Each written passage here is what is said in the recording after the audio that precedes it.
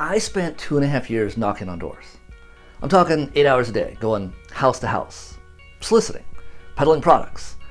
We went to rich neighborhoods, rural towns, apartment buildings, office buildings, strip malls, and neighborhoods where the people who lived there feared for your safety and thought you were crazy. I was out there 6 days a week. No holidays, no vacations, hot summer sun, snow up to your knees, and rain. All the rain.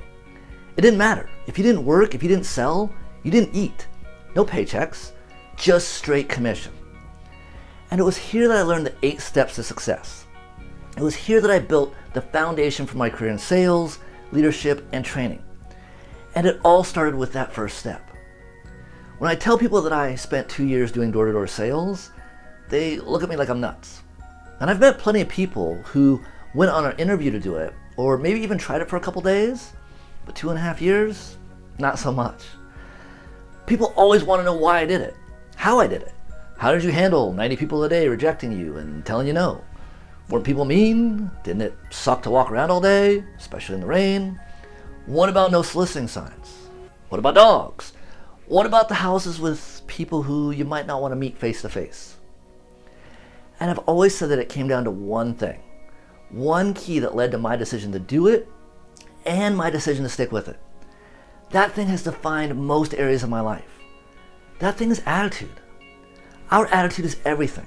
It defines us. It defines how we perceive the world. I remember reading Hamlet by Shakespeare when I was in high school. And I'll admit, it wasn't my favorite thing ever to read, but there was a line, one line from Hamlet that stuck with me. That line was, "For there is nothing either good or bad, but thinking makes it so." You see, I believe there is definitely a difference between good and evil. But I also believe that for most things, we get to choose which bucket we put them in.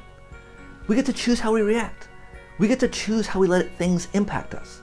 We get to choose whether something is good or bad. It's based how we perceive it. It's based on how we interpret it. It's based on what we focus on. Is your glass half full or half empty? And while this may be cliche, it's true. Sometimes we laugh things off and they don't become a big deal. Other times we dwell on them, stew on them, let them eat at us, and they stick around. They last to become bigger. We all know people who have gone through tough situations and come out stronger and better. We know others who let tough times hold them back from their full potential. It's not easy, but our attitude influences our outcomes.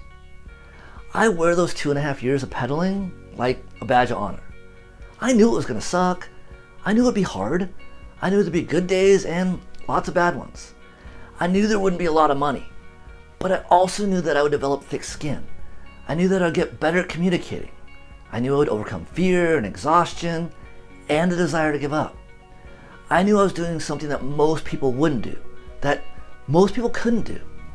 It was just like Hamlet had said, knocking on doors is neither good or bad, but how I think about it makes it so. I'm not sure I've ever done anything that has better prepared me for life than knocking on doors. I got to choose how I looked at it. I got to work on my attitude. I got to learn lessons that have served me every single day since. You don't have to spend 2 years to learn those same lessons.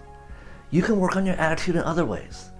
You can make the adjustments that will serve you well too. Now, keeping a good attitude is a whole nother thing that we'll talk about in our next video.